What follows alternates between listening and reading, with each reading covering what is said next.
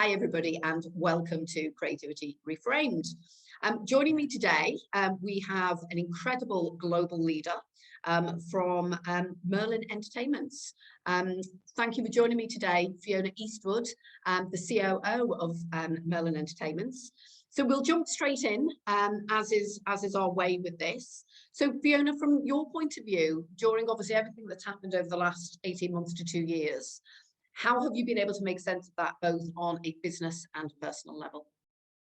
I mean, it's certainly been an emotional and difficult period, but also some positives have come out of it. I mean, it started being an impact for me. I remember the exact moment I was in New York visiting one of our sites and had an email from the team in Wuhan to say that there's this mysterious illness and people were collapsing in the street, and it might impact Chinese New Year, which was like 3 weeks later. By the end of that week, when I was flying back from Los Angeles, I got off the plane Saturday morning and had an email to say every single site in China had closed, which is quite shocking in itself. And then roll forward 12 weeks, and every single one of my 120 plus sites had closed, bar one in South Korea. So it was a huge emotional couple of months. I mean, on a positive, we got advance notice of it, so could react in January and stop spending. You know, the first thing, sadly, being a marketeer, former marketeer, was around the marketing had to be put on hold. So we did that. We had an advance notice to start to really look at the OPEX and start to protect ourselves with what was coming. And then it was really sad. The day the final sort of attraction bar one closed, it was like almost like turning off the lights around the world. And I found that incredibly difficult, not helped by the fact at that point I also had COVID and was in isolation. So oh my goodness.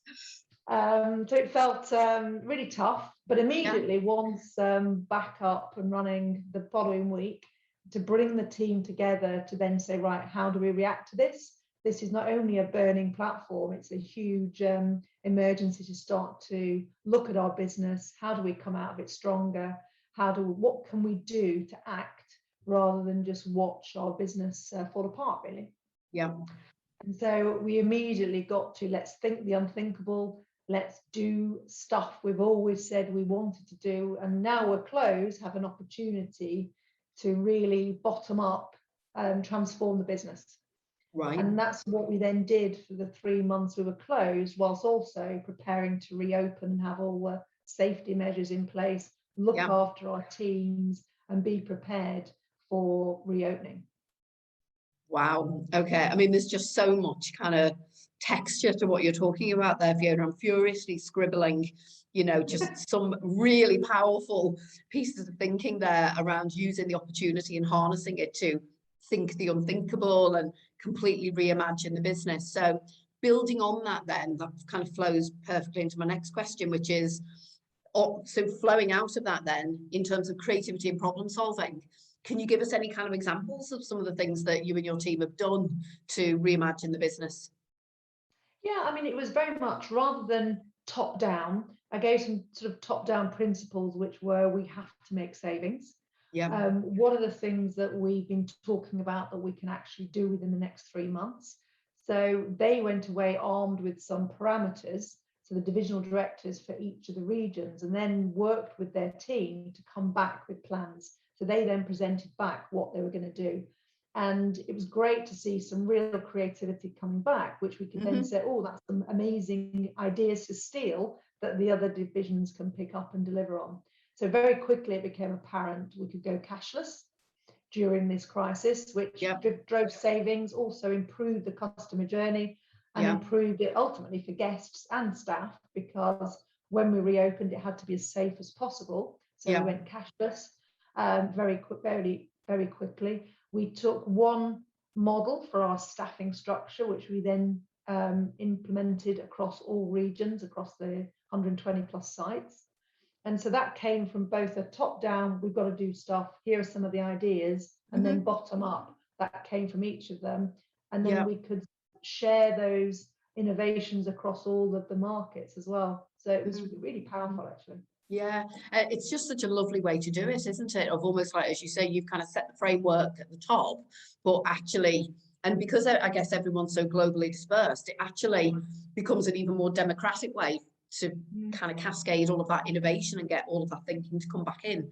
And there's been a few conversations where a few other people have kind of talked about that kind of democratizing aspect where the technology actually is an enabler of even more ideas to come in, rather than let's get 10 people in a room and do a brainstorm. So yeah, absolutely love that. And we talked earlier, Fiona, that you're obviously one of the most senior women within your organisation. Is there anybody else that you respect or admire, or that you think, as another female leader, has done a wonderful job over the last 12 months or so? Well, it's fabulous that the most senior person involved in the vaccine, which absolutely has helped the UK get back to normal, because I do a lot of travelling, and you can see that whilst we may have rising cases, we seemingly at the moment have broken that link between hospitalisation, and that's down to the vaccine. So I think the one that stands out for me is Professor Sarah Gilbert, and the tremendous work, and it was brilliant that a woman and a scientist was at the forefront of that really early days. And fabulous to see also, and I can't remember her name, but the woman who then also implemented the rollout of the vaccine in the UK as well. So it's tremendous, both innovation and implementation was led by women in the UK. Yeah, for sure. And kind of moving back into, I guess, your previous life, which is marketing and brand, because obviously you're now in a more general management position. But with so much marketing in your DNA, Fiona, just curious to understand what you think the role of brand and marketing has been through the pandemic, and perhaps, as we dare to say, we're coming up through the other side of it. How do you think it's kind of shifted the world of marketing?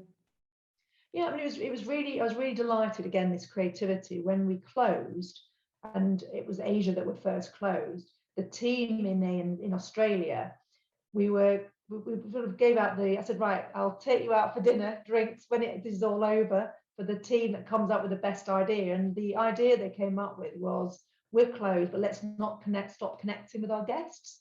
And they did some amazing, really simple penguin feeds from the sea life through to, you know, they all recognise that mums in particular were stuck at home with their kids. So it's how do we keep that connection going and give them something to do and enjoy while they're all locked in their houses. So did some amazing animal interaction, really simple feeds.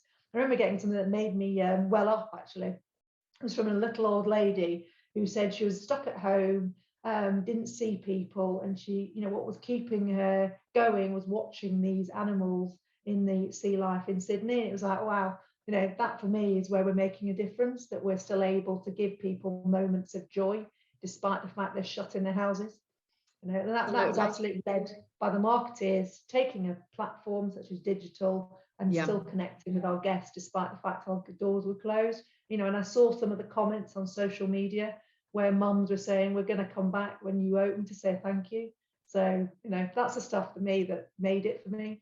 Yeah, and it's interesting, isn't it? I think that there are a number of brands that, both positively and negatively, the way that they have treated their customers during the pandemic, I think will be really important. I think in the long term, you know, some really bad examples. And as you say, those moments of surprise and delight and joy that some people have created for people, I think will actually last and endure with people and build out that kind of longer term brand loyalty. Are there any brands that you've kind of, is there anybody else that you've kind of watched with admiration? Any other brands that kind of spring to mind? I mean, I would say my UK marketing team also spearheaded a drive for all of the industry to come together to rebuild London. And so it started with an SOS call to the government and the mayor's office to support these businesses that were, you know, most businesses in London tourism, 80% of it is international. So you close the borders and you're a bit buggered. So we started the summer of 2020, and that culminated last year with an industry-wide campaign, Let's Do London, supported by the government, supported by the mayor's office, hotels. Everyone came together to drive London's biggest ever tourism campaign. And the ROIs on that were tremendous. And it really then bodes well for next year. We're now lobbying for let's do an international one to get the international market back. Right, London, you know, it was about creating jobs, saving jobs, but also driving tourism. So every single hotel, museum, that came together this year and last year is tremendous, actually, and really Yeah. drove people into London, and we saw a massive uptick. Yeah. And I guess the final question then, because we've kind of raced our way through this, Fiona, that I always like to end on a high. What are your hopes for us all and for society as we move through this period? I mean, I know there's always talk of new normal. I mean, I really hope we get back to semblance of normality. Yeah. And I hope that, you know, once again, we can travel the world, because I think it's hugely important, both from a business but also a personal perspective, and for my kids' generation, that they can, you know, have all the opportunities that we had. And, you know, I hope that we get back to some semblance of normal quite soon, because it's still a lot of upheaval for a lot of people around the world that are either being restricted by their governments and freedom of movement, and it's so important to be able to travel the world. Yeah, That's what I hope. It is true, isn't it? I mean, just speaking personally, I managed to kind of get away overseas on holiday over the summer, and it just, I mean, things that you would otherwise have taken for granted just suddenly became moments of wonder and awe again, of just being in the sea, feeling the sun on your face, because you know, we've essentially been incarcerated for such long periods of time that, you know, and it is almost those kind of small, you know, human things in life that took for granted. And I hope we remember not take them for granted anymore. So I hope we also at the same time get back to normal, but take pleasure from the simple things that we've all taken for granted in the past. Yeah, absolutely. Well, I think on that positive note, I think we will kind of close our session, Fiona. So it's been an absolute pleasure chatting to you, and just really, really fascinating, you know, the piece that you talked about at the start about, you know, you literally had a call from your Wuhan team. You know, you were kind of right at the kind of, you know, at the front line really, in terms of, you know, how your response teams had to kind of work and evolve, and it must have been an incredibly visceral and just such, you know, when you talk to me about how many sites that you had, and you know, that over a period of time the lights kind of going out is just kind of heart-wrenching really. So best of luck with everything. I'm sure you'll be kind of absolutely mobbed as everything starts reopening again. And yeah, and thank you again for your time. It's been a pleasure. So take care and stay safe.